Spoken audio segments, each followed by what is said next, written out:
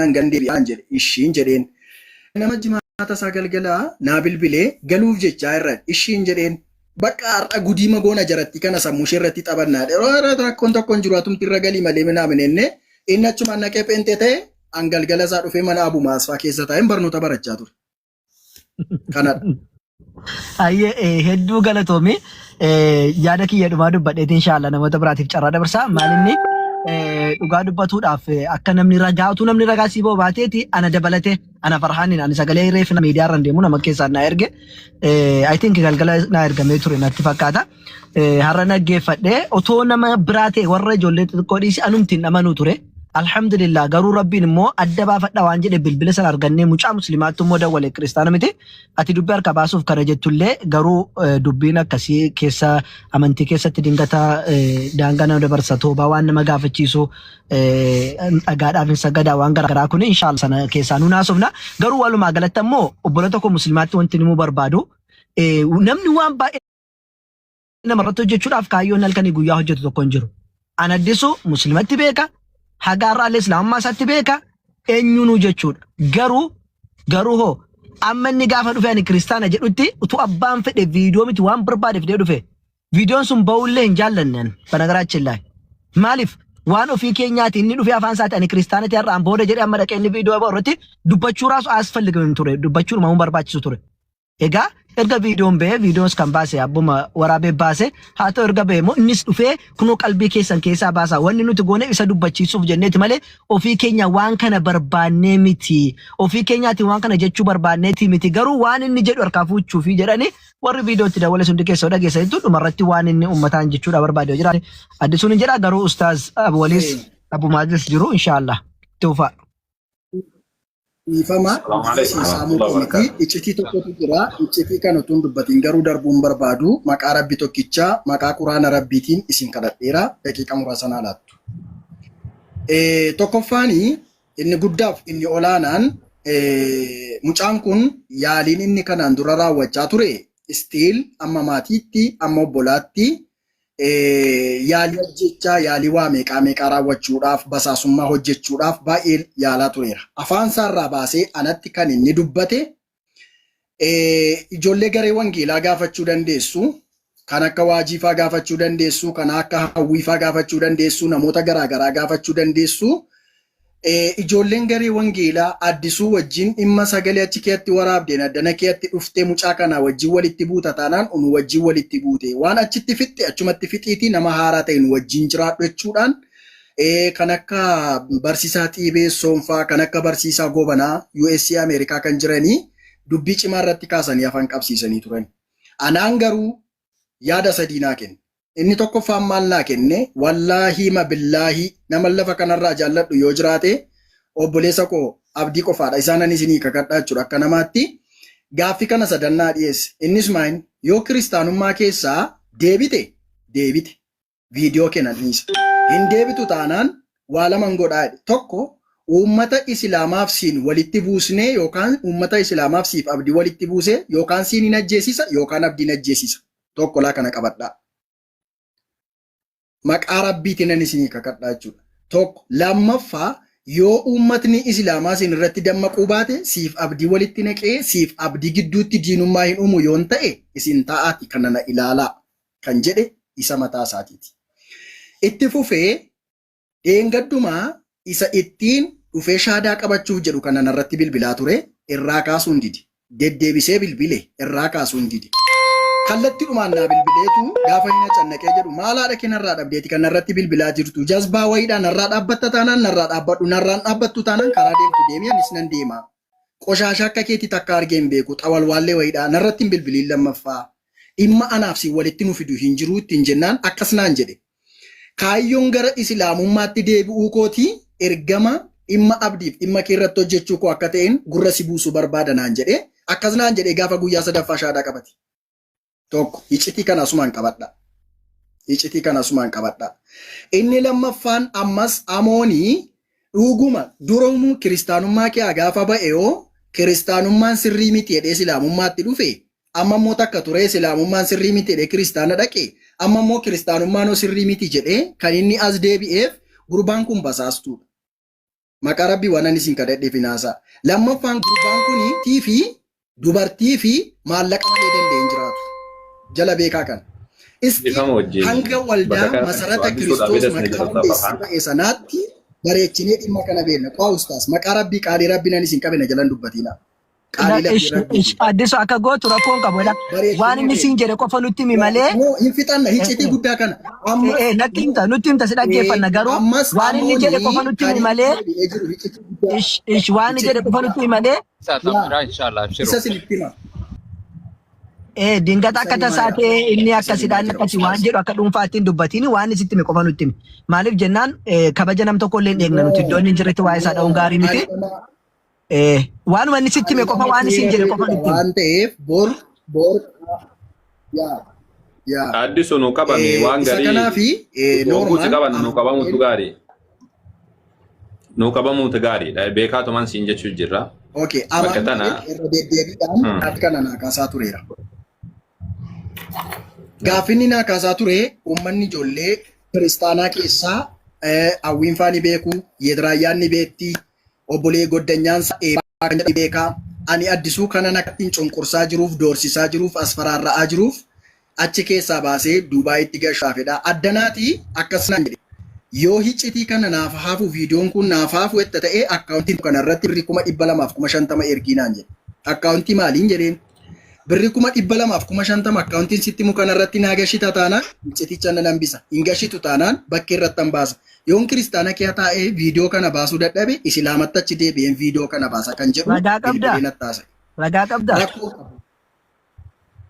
Imoodhaan bilbila ustaaz.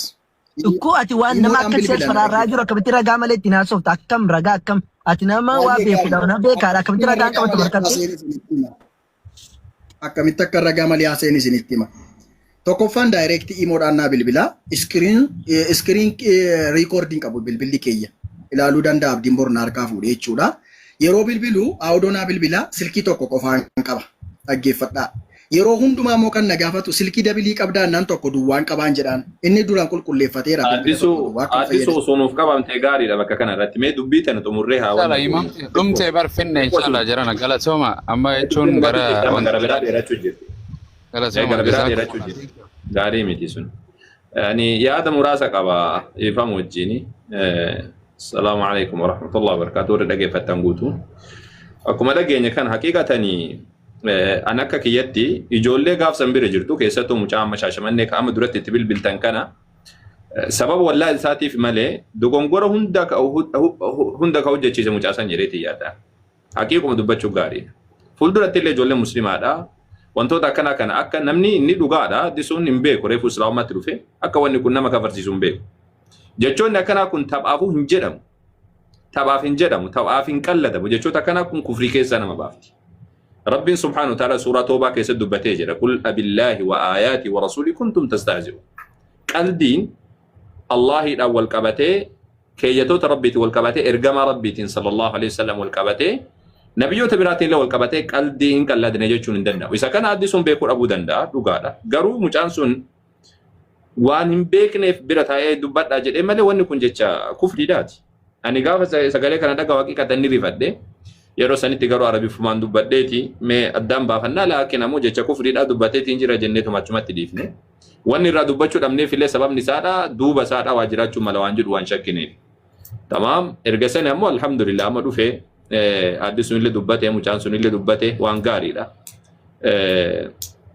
alhamdulillah nutilleen shakkiin nurraa baduu waan guddaadha atilleen ammoo jabaadhu khalaas amma muslima ta'uu kan keedha sirritti hubannee jirra duraan ammoo haqiiqatan shakki guddan nu seen jechu akkam tatta'u jira sanamni jenne maaliif jennaan haqiiqatti abdiilleen hin beekaa sillee atilleen beektaa isin jajjabeessaatumaan turre jabaadhaa jenneetumaan waan sila jiru guutuu wajjumaan qoodamaa turre wagguu namni akkas jecha'uuta akkasiidha dhaga'u sammuun namaadha nama cabasi galtee amma immoo alhamdulillah ragaallee fidattanii adillee fidattee haasoftee ijoolleen illee haasawanii ragaa sii ba'anii waan guddaadha. Kanarraa kanaaf ammoo waa'ee amooti wal qabatee haqiiqa dubbachuudhaaf ani dheengaddaa akkanumatti shahaadaa masjidatti usuu qabatee irra caalchisa ture dhufee qabate gaariidha sunillee. Erga qabate ammoo erga shahaadaa qabatee amma kana saatii kana inni illee amala ofii sirreeffatee dhugaadha amala hamaa akka qabu ani illee beeka namni hunduu ni beeka yeroo mas ture gaafuma shahaadaa qabu san illee hedduu nu jeeqaa ture ijoollee islaamummaa qabate takka namni akka kana nu jeeqeen jiru tiktok kanarratti namni akka kana nu jeeqeen jiru gamaa gamaa nabiyya walitti buusee ka jeeqeen jiru akkanatti eega islaamummaa qabate takka ijoolleen biraalleen baay'ee qabatan faarfattuun illee hedduu qabatanii jiranii akkuma isinuu beektanii fakkeenyaaf amma yoo waaq jedhaa fa'aa mucaa tibsii malee tibsii naa kennaa jennaan tibsii naa kennitan jedhu sanii dabalataanii kunoo faarisaatti illee jirti ijoolleen kafarteenuma jiran. Laakiin akka kanatti takka miidiyaa kana kanatti walitti hin girgireessin. Dogongorri sun jira erga sanii kafare san booda inni deebi'a jedhe gaafa deebi'u nuti qalbii namaa harka waan hin qabneef jecha islaamummaa qabsiisa erga jedhe qabsiisuun dhuguma. Laakiin osoo silaamasi dakkabateellee irra gaa miidiyaatti dhufe khalaas eega qabsiisan amma saatii kanatti jechuudha. Inni islaamummaa erga qabate hammeenya isaa ammaaf hin dubbannu. Garuu wanni jennuuni amala kan keessa sirreeffadhu hin jennaan. Lammata wantoota harakaata kana kanniin yoo hojjetee nama bulu taate nama nagaan bulu taate waan gaarii. Yookaan ammoo nama tokko jala deemaa kana kuffisaa kana akkana godhaa gaafa barbaade gareen shahaadaadha akka kana birrii guurteetiin farhan nyaate gaafa barbaade awwalfaatu akkana qoodaa gaafa barbaade abditu akkana godhaa kun waan gaariidha miti. Lammata wantoota akkana akka irraan argine ni hawwa yoo ka arginu taate ammoo lil'asafi shadiid waan akka malee hamaadhaati namummaa irraayyuu nama baasa wanni kun jechuu barbaadeeti gaariidha miti. Namni illee nama rifataa namni nama laala wannan isaa dhaamu amala ofiidha akka sirreeffatu waan addisuun jedhe dhugoomsee osoo hin taane sun akkuma jirtutti lafa teessee garuu irra caalatti akkanumattuu amala ofii sirreeffachuudha. Lammata isa waa baratu malee isa dubbatee harakaata godhu yoo ka argamu taate wanti kun waan akka malee hamaadhaati. Isaaf wanni dhaamnu isa kana. Fuulduratti ammoo addisuudhaanii wanni yeroo san wallaalan dubbattee dhugaadha. Laakiin jechoon akkasii sunniin jechoota hamoodha beektee islaamummaa keessatti ati hin beektu mucaasantu silaasii beeksisuu qaba ture osoo ka beeku taate. Garuu wallaala isaatiif jecha wanni sun akkas ta'e isa saniif toobadhuutii rabbii kiyya naaf araarami jedhiitii bira dabri.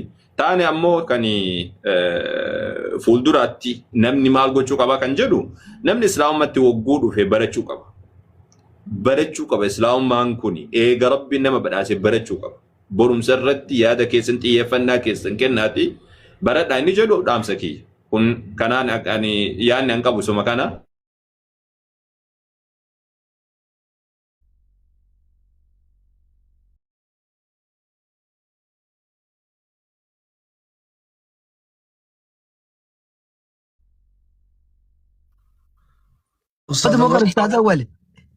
Sagaleen Ustaadaati.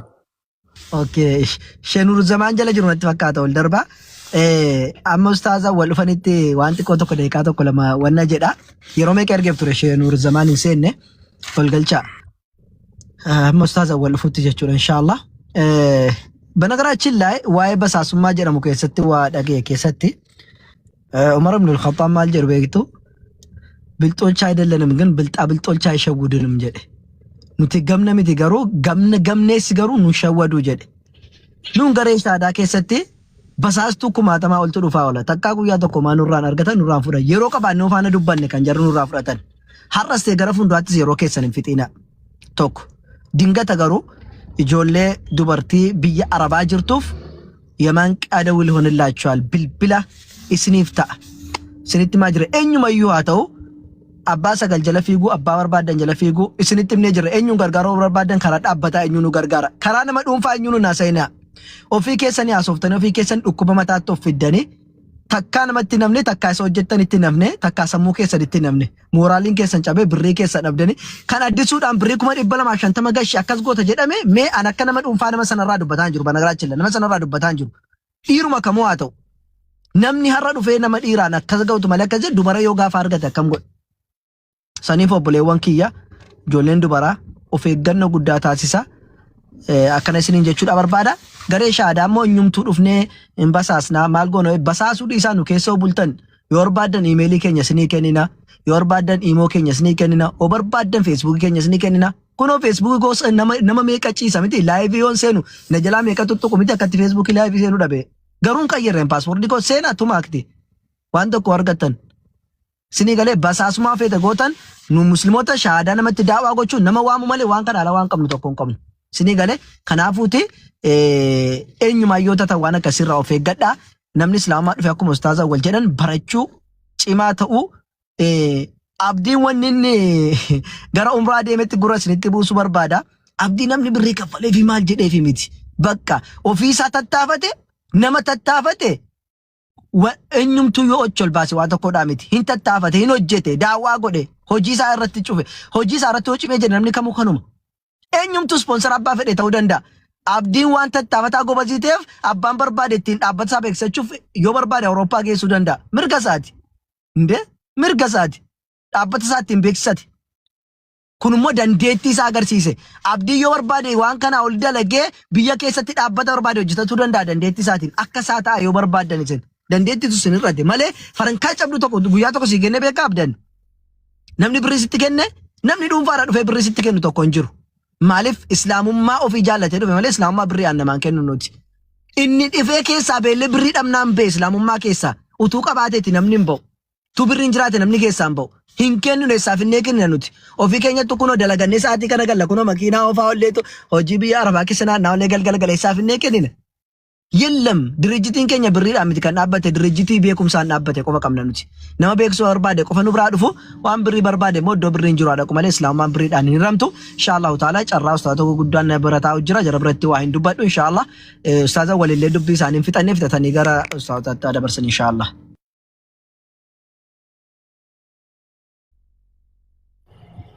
Jidduudhaan shahaadaa wayiidhaa jidduu buufnu Ustaaz Farhaan ijoollee wayiitii shahaadaa qabata. Kutannoodhaa malee gaaffii akka nama gaafattu isinitti dallaneera bakka amma boriitti isinitti hin dubbadhu. Ijoollee keessaanii qabachuu barbaaddu gubbaadhaan ijoollee nuti beeknu hundi keessanuu beektanii laakiin maqaan nayinaa jetti. Ijoollee ma beektan ijoollee nu dara waggaa hedduu turte laakiin har'a bilbiltee keessaan jetti sababa maatiidhaan wal qabatuuf himee. Kabee kuti ka wallaalu amma maqaan himnu tamaam maqaa qofan himnu. أيه نوجه جري طيب شهادة نوجه جري تمام أشهد أن لا إله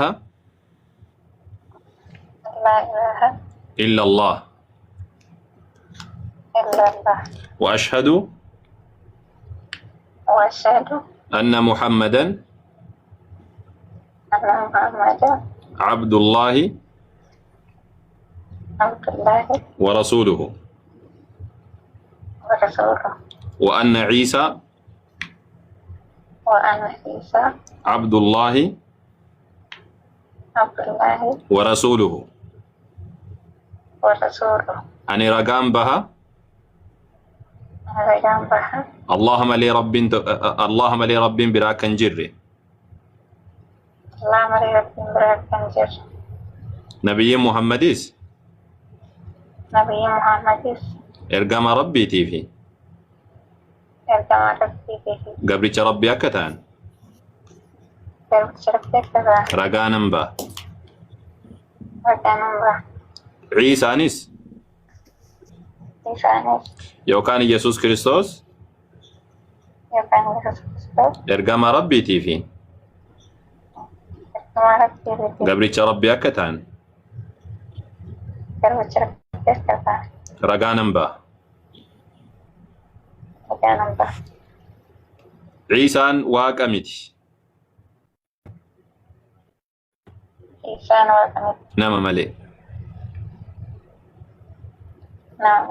الله أكبر الله أكبر بقى ربين سيقام تشيسي دو وجيجين كمتي بقى ربين سبحانه وتعالى سيلافي سي كنو أسمتين يسيب دهم الجرى لا يفيرنا من دي لقاو الجرى فكو سافران فاجرون من دي جرى ni beektan hundi keessanuu ka wallaaleen jiru sin keessa laakiin maqaa isinitti hin dubbannu malee yaa jamaa baga rabbiin si gammachiise ijoollee akkanatti nu jala turte keessa warra waggaa sadii waggaa lama sadii nu jala ture barachaa tuman ture ergasanii maal mooftan usuma jennuun alhamdulillah rabbiin kun gaafa yaadatu nama yaadata osoo hin du'in dura rabbiin si dhaqqabee rabbii kan kee faarfadhu alhamdulillah rabbil aalamiin jedhiiti gammadi ililchi ربين بقى سيدك أبي الحمد لله رب العالمين وتلسي قام من نجرة وانجت يوقع بعد تدبرده سيدك أو جيراني اللي ده كسي دبر لا من جرا كاستر قام من نجرته إيه أوكي ربين كي يسر حاجة لتو خلاص جبات وتي صلاة كان كيتفو فيه nama barattullee inshallah atuu yuuni barbaadatta beektaa yookaan abdii dubbisi yeroo biraadhaatti miti akkana shaataa kadheen gadda qabadde jedhiiti si geessa inni inshallah bismillah Nunam beeka. Jira. Ini beekte Mashallah. indoon beekaati ati dubbisiiti inni si geessa inshallah nama barattu si godha nama si barsiisu si godha inshallah ما أصنع يا أستاذ كبروا كبروا الله أكبر الله أكبر جل لله الحمد Allahu إن akbar. beektan zafaraan illee ni beektani namni wallaan hin jiru sin keessa Ani sagaleedhaan badaa naman beeku. argitan malee beektani ni beektani isin yeroo biraa inshallah bartani eegasiin jajjabaattee wanni Ayyo. yalla assalaamu alaykum Waalaikum assalam wa rahmatullahi wa barakatuh. Hayyee galatoomaa jazakumullahu khairan. Otoo gara Ustaaz Nuural Yaqiinittiin darbiin dura namoonni obboleessi keenya kun addisuun fuuldura keessan taa'aa jira. Ofiisaa akka muslima ta'e ifa isinii godhee jira. Ammallee otoo danda'amee ofiisaati ofiiruma isaati tunuu wanni jedheen akka rabbi tokkichatti dhugaadhaan amanuu fi akka Isaa alayhi salaam namallee ta'uu isaatti amanuu otoo isinii yaqqan seenatti